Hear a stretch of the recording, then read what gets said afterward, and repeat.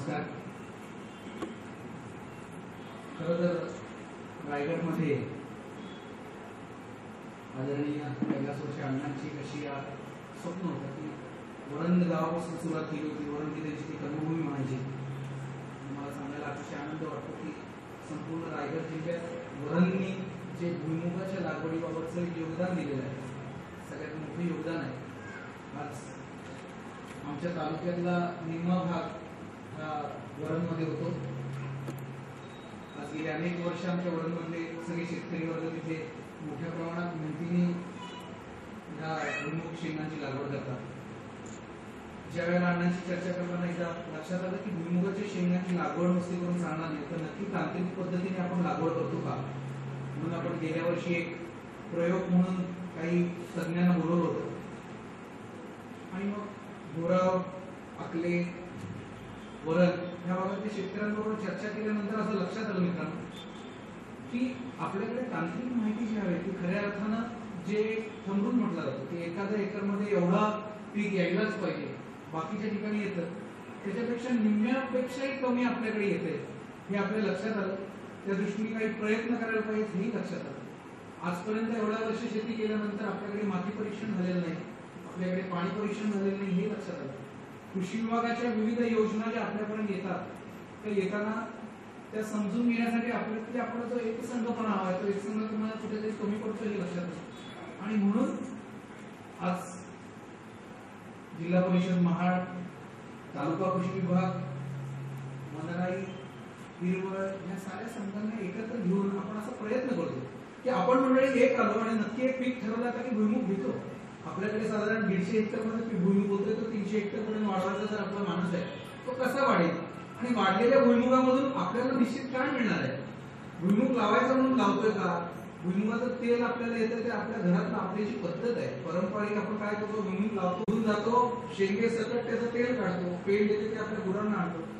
पेंड आणण्यासाठी सुद्धा गुरं शिल्लक आहेत का हा देखील प्रश्न आहे. आपण आधी पेंड देखील विकायला लागलो. जो तेल गाळप करून देतोय त्या बोरवायला सांगतो की पेंड पण रुपये त्याचे पैसे दे. 65-70 रुपये मला वाटतं काहीतरी गाळपाचे आणि वरची पेंड दिले तर 5-10 रुपये पेंडेचे तोच ठेवणार, पेंडेचे वेगळे पैसे. ह्या सगळ्यातनं एवढ्या मेहनतीचे आपल्याला नक्की पैसे मिळत आहेत का, आणि ते मिळत नसतील म्हणून आपल्या शेतावर दुसरी लोक येऊन शेती करतात. माझ्या असं लक्षात आलं की भुईमुगात तुमच्या क्षेत्रात तुम्हीच शेती करताय असं नाही, तर क्षेत्र तुमचं आहे आणि कदाचित ज्याला वाटतंय की मला काम करायचंय, मला थोडं श्रमदान करून भुईमुग वाढवायचंय, अशी लोक ती भाडेपट्ट्याने तो जागा घेऊन आपले भुईमुग करतात. मित्रांनो एक गोष्ट लक्षात घ्या की भुईमुगाची शेती करण्याकरता तांत्रिक काय काय गोष्टी केल्या पाहिजे. मला आनंद वाटतो बाळासाहेब पाटील आपण काल परभणीत होतात, परभणीवरून ते आज या कार्यक्रमाकरता आले कारण माझा आग्रह होता. मला आज आवर्जून सांगावं असं वाटेल की मागच्या 15 दिवसापूर्वी जिल्हा परिषदेमध्ये आमचे मित्र मार्गदर्शक अस्वादजी पाटील आणि जिल्हा परिषदेचे उपाध्यक्ष कळंबे साहेब यांनी एक मीटिंग घेतली. त्या मीटिंग मध्ये आराखडा ठरवला. बाळासाहेब पाटील तुमचा मला मनस्वी अभिनंदन करावं असं वाटतं की दरवर्षीचा जो अनुभव आहे, बियाणं पोचतं का नाही, कधी पोचतं, आमच्याकडची जी ओरड होती शेतकऱ्यांची की उशिरा येतं बियाणं आल्यानंतर ते शेतावर पोचतं का नाही, ते मध्येच पोचतं, मग मधनं परत उचलून शेतकऱ्यांपर्यंत घेऊन जा, त्याच्यावर जी प्रक्रिया करायला लागते ती प्रक्रिया कशी करायची याचा आजपर्यंत नक्कीप्रमाणे आपल्याला कळत नव्हतं. या सगळ्या गोष्टींना ह्या वर्षी मला आनंद वाटतो की तलाठी साहेब इथे आलेले आहेत, दापोली कृषी विद्यापीठाने यात सहभाग घेतलेला आहे, पंचायत समिती मार्फत आपल्या असणाऱ्या अधिकारी खरोखरच आपण भाग्यवान आहोत. ही गोष्ट गेल्या वर्षीच्या तांत्रिक सल्लागारांनी आम्हाला सांगितली की आपल्याकडे आपल्या जमिनीत असणारा पोटात जर अल्कलीचं प्रमाण जास्त असेल आणि जर नुसती जिम्नॅशियमची आपली 2 पोती आणून जर आपण पसरली तर आपल्या भुईमुगाचं जी शेंग आहे ती शेंग जी पोची शेंग निघते ती निघणार नाही. मित्रांनो हा आम्ही प्रयोग केला. गेल्या वर्षी वरणमध्ये काही निवडक शेतकरी आमचे 15 निवडले, करून निवडले. आमचे इथं मित्र बसलेले आहेत वरणमध्ये, देशमुख आहेत, त्यांच्या शेतावर तो प्रयोग केला. एका बाजूला आपण सिलेक्सॉल सारखी प्रीव्हीची कंपनी आपल्यावर आलेली. सिलेक्सॉल एक असं बुस्टर आहे की जे आपण जर फवारलं त्या फवारणीमुळे आपल्या पानाची जी ज्याच्यामुळे ज्या द्वारे झाड श्वासोश्वास घेतं, झाड श्वास घेतं, त्या पानाची हिरवटपणा वाढतो, त्या पानाची जी साईज आहे ती साईज वाढते, शेंगेची साईज वाढते. आपल्याकडे 2 शेंगांच्या ऐवजी 3 शेंगा आलेल्या बघायला मिळतात. आपल्याकडे असणाऱ्या एका झाडाच्या असणाऱ्या शेंगांची संख्या आणि अशा पद्धतीने प्रक्रिया करून अर्ध्या बाजूला केलेल्या शेताची शेंगांची संख्या ही गेल्या वर्षी प्रयोगाने आपण बघितलं की ती वाढलेली. मित्रांनो, हा सगळा प्रयोग जो आपण थोड्या पद्धतीने केला तो आपल्यापर्यंत पोहोचवण्यासाठी प्रत्येकाला त्याचा लाभ मिळावा म्हणून आमचा प्रयत्न राहणार आहे. हिरवाच्या मार्फत आपल्याला असं लक्षात आलं की आपण भुईमुग पिकवतोय, हा पिकलेला भुईमुग हा आपण जो घेऊन जातो, शेंगा घेऊन जातो, त्या शेंगा आपण भोरमध्ये आता सध्या करतोय. याच्याऐवजी मला सांगायला आनंद वाटतो की पुण्यावरून आज फार मोठे आमचे ज्यांची कंपनी आहे, ज्यांची फॅक्टरी आहे, ज्यांनी स्वतःचं मेरिट नावाचं ऑइल म्हणजे ते शेंगदाणा ऑइल मार्केटमध्ये आणलं, ज्यांनी पाऊच आणलाय, 1 लिटरचा पाऊच देखील ते स्वतः बनवतात, मार्केटमध्ये विकतात, त्यांचे स्वतःचे 5 लिटरचा कॅन विकतात. त्यांनी आम्हाला सांगितलं की तुम्ही जर म्हटलात तर तुमच्या भागातल्या शेतकऱ्याच्या शेंगा जर आपल्याकडे यावर्षी पर्याय उपलब्ध आहेत. मला असं वाटतं सारखा तुमचे जे पर्याय आहेत ते सांगताना थोडासा पुढे मध्ये झाला असेल, मी परत त्याची रिपिटेशन करतो. 3 पर्याय असे की आपल्याला जर शेंगा यावर्षी विकायच्या असल्या तर मार्केटपेक्षा थोडाफार जास्त दराने त्यांना आपण घ्यायला तेवढं आपल्या मित्रांनी सरकारकडे एक पर्याय. दुसरं, तुम्हाला जर त्याचं तेल काढून हवं असेल तर ते तेल काढताना त्यांच्याकडून तेल कसं काढता येईल ह्याचा देखील आपण अभ्यास करणार होतो. त्यांनीच त्यांच्याकडून आपल्याला तेल काढून द्यायचं.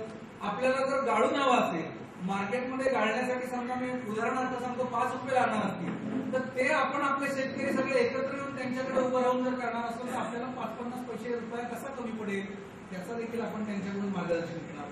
त्याचप्रमाणे आपण जर ठरवलं की नाही आपल्याला रिफाईंड तेल आणायचं आणि आपल्याला ब्रँडिंग विकायचं, आपला उद्देश येणाऱ्या काळात महाड, वरण, त्याचप्रमाणे तेलघर असेल, ज्या गावात जे ऑइल होते ते महाड ब्रँडचं एक, वरण ब्रँडचं एक तेल मार्केटमध्ये आणायचे, जे पूर्णपणे आपण बनवलं. आपल्याला आत्मविश्वास वाटला पाहिजे.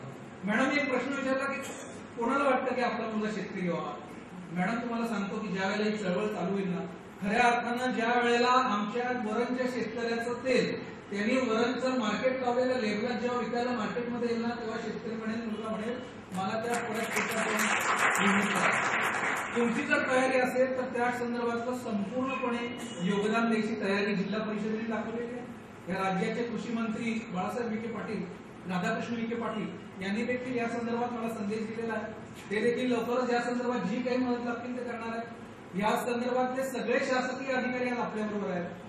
आज कोकण कृषी विद्यापीठ आपल्याबरोबर आहे. येणाऱ्या काळात आपल्याबरोबर मेरिट कंपनी आहे. एवढ्या दिवस जो आपल्याकडे प्रश्न होता की आपण कुठेतरी आपला माल घेऊन जायचो, गाळप करून आणायचो, तो गाळप करून आणलेला माल समजा आपल्या घरात ठेवायचो. गेल्या वर्षी मी माझ्या स्वतःच्या शेतात हा प्रयोग केला, त्यातलं तेल काढून आणलंय, तर तेल किती स्वच्छ, किती काय मिळतं त्याचा देखील एक प्रयोग केला. पण एक नक्की आहे की आपल्याकडचं शुद्ध तेल जर असेल त्या शुद्ध तेलाची मॅडम मी तुम्हाला सांगतो की कुठेही त्याची बरोबरी होऊ शकत नाही. आज प्रश्न असा आहे की माझ्या शेतकऱ्याला केवळ भुईमुग, आज वरणमध्ये भुईमुग होतो, 150 हेक्टरमध्ये भुईमुग होतो, लोकांचा विश्वास बसत नाही की 150 हेक्टरमध्ये कसा भुईमुग होतो. वनराईच्या माध्यमातून अण्णांच्या मार्गदर्शनाने, माननीय पालकमंत्र्यांच्या प्रयत्नातून, सुनील तटकरेंच्या प्रयत्नातून वरणचं धरणाचं काम झालं. त्यामुळे यंदाचं पाणी वाढलं. यंदाचं पाणी वाढल्यामुळे वरणमधलं क्षेत्र वाढणार आहे. वरणमध्ये पाण्याच्यामुळे काही क्षेत्र वाढणार आहे. त्याचप्रमाणे हा एकंदर संपूर्ण प्रयोग ज्या ठिकाणी ज्या शेतकऱ्यांनी निवडला नव्हता, घेतला नव्हता, आज पहिल्यांदा आपल्याकडे ह्या भागात तुरी, कुठली ह्या भागात देखील भुईमुग लावायला शेतकरी आलेले आहेत, इच्छुक आहेत. ही सगळी एक प्रकारची सुरुवात आहे आणि ही सुरुवात करताना आम्ही केवळ माध्यम आहोत. तुमच्या शेतातला माल चांगल्या पद्धतीने विकला जावा, तुमच्या शेतातला माल चांगल्या पद्धतीने यावा, तुमच्या शेतातल्या मालाला नुसतंच माल म्हणून विकलं न जाता प्रक्रिया केल्याशिवाय याच्या पुढे शेतीला पुढचं आयुष्य किंवा दीर्घायुष्य लाभणार नाही. तुम्ही तुमच्या येणाऱ्या मालातून जर प्रक्रिया करून घेतली नाही, प्रक्रिया म्हणजे त्याचं तेल बनवलं पाहिजे. आपल्या शेंगांचं टरफल असेल त्यातून ज्याला आपण कांडी कोळसा म्हणतो ते कांडी कोळसा बनवला पाहिजे. हे सगळे प्रकल्प आपल्याला करता येतील का? आज काय की स्वप्न आपल्याला मोठी स्वप्न आम्हाला दाखवत. आपण म्हटलं की नाबार्डच्या माध्यमातून इथे एक असा ज्याला आपण एक्सट्रॅक्शन युनिट म्हणतो, आज मला साखर शेतचं देखील मला अतिशय मनापासून अभिनंदन करायचं वाटतं की पुण्यामध्ये मंडलिक, आमचे संदीप मंडलिक तर कायम आमच्या बरोबर असतात. पुण्यातले वस्त्र कार्यक्रम सगळे सोडून केवळ आपल्याला भेटायला म्हणून आले.